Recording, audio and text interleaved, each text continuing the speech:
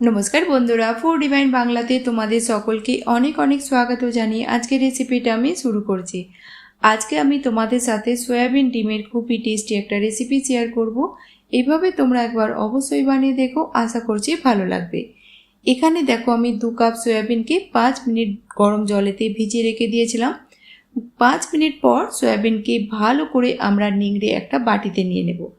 দিয়ে দেব এখানে হাফ চামচ লবণ আর 2 থেকে 3 পিঞ্চ হলুদ গুঁড়ো, হাফ চামচ কাশ্মীরি রেড চিলি পাউডার দিলাম, আর 1/4 চামচ দেব এখানে জিরা পাউডার আর 1/4 চামচ ধনিয়া পাউডার। হাফ চামচ দিয়ে দেব এখানে আদা রসুনের পেস্ট, আর দেব 2টো ডিম। ডিম দেওয়ার পর ভালো করে মশলা আমরা সয়াবিনেতে মিক্স করে নেব।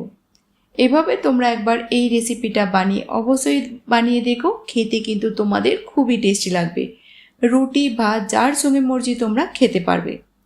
তো ভালো করে মশলা মিক্স করে নেওয়ার পর আমরা 5 মিনিট রেস্টে রাখবো। এবার কড়াইতে নিয়ে নেব আমরা তেল যখন গরম হয়ে যাবে আমরা দিয়ে দেব 3টে মিডিয়াম সাইজের আলুকে এভাবে বড় বড় টুকরো করে কেটে। তোমরা চাইলে এখানে আলু কম বেশি করে নিতে পারো। 3-4 মিনিট আমি আলুগুলোকে ভেজে নিলাম। দেখতেই পাচ্ছ খুব সুন্দর কালার চলে এসছে। তুলে নেব। এবার এই তেলেতেই সয়াবিনও দিয়ে ভেজে নেব। সয়াবিনকে আমরা মিডিয়াম ফ্লেমেতে 4-5 মিনিট ভাজবো, যতক্ষণ না সয়াবিনের কালার চেঞ্জ হয়ে যাচ্ছে। বন্ধুরা, আমার চ্যানেলে যদি তোমরা নতুন হয়ে থাকো তো প্লিজ সাবস্ক্রাইব করে নিয়ে আমার পাশে থেকো। আর রেসিপিটা কেমন লাগলো বানানোর পর কমেন্ট সেকশানে অবশ্যই বলো।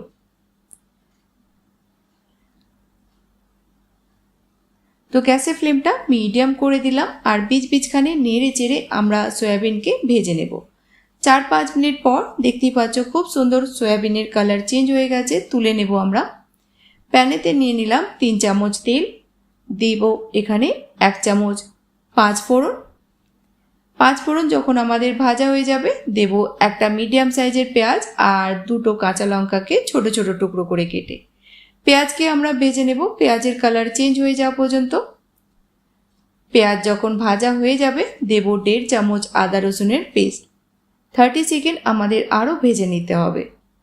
আদা রসুন যখন ভাজা হয়ে যাবে দেব এখানে 1 চামচ জিরা পাউডার, 1 চামচ ধনিয়া পাউডার, 1.5 চামচ কাশ্মীরি রেড চিলি পাউডার।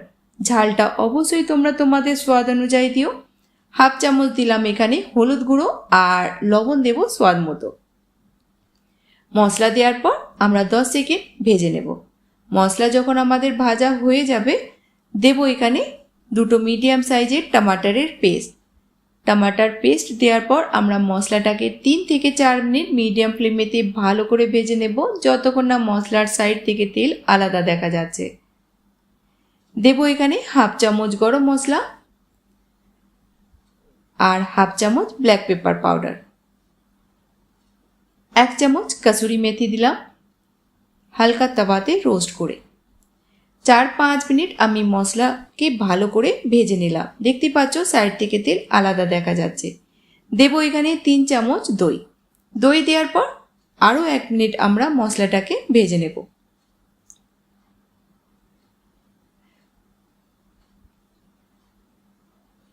তো দেখো মশলা আমাদের ভালোভাবে ভাজা হয়ে গেছে, সাইড থেকে তেল আলাদা দেখা যাচ্ছে। এবার দিয়ে দেব ভেজে রাখা আলু আর সয়াবিন। বাস আলু সয়াবিন দেওয়ার পর আমরা 1-2 মিনিট আরও মশলার সঙ্গে ভেজে নেব। তারপর দেব আমরা জল।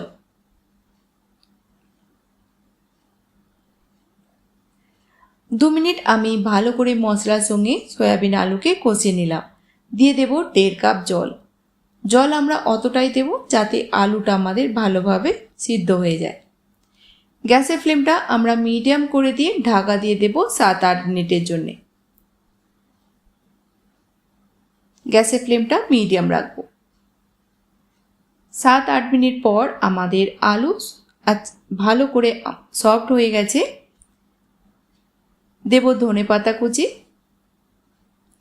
আর দিয়ে দিলাম 1 চামচ ঘি। ঘি দেওয়াটা একদমই অপশনাল, যদি তোমাদের পছন্দ না হয় স্কিপ করতে পারো। সবজিটা তোমরা যদি পুরোপুরিভাবে ড্রাই করতে চাও তো নিজেদের পছন্দ মতো এখানে 1-2 মিনিট আরও সবজিটাকে ড্রাই করে নিও। তো আমি গ্যাসের ফ্লেমটা বন্ধ করে দিয়ে 2 মিনিটের জন্য ঢাকা দিয়ে দিলাম। 2 মিনিট পর আমরা সার্ভ করে নেব। আর এটা দেখে তোমাদের যতটা টেস্টি মনে হচ্ছে খেতেও তোমাদের খুবই ভালো লাগবে। তো বন্ধুরা, রেসিপিটা ভালো লাগলে বন্ধুদের সাথে শেয়ার করো, আর চ্যানেলে নতুন যদি হও তো প্লিজ সাবস্ক্রাইব করে নিও। তো নতুন কোনো রেসিপির সঙ্গে আবার দেখা হবে।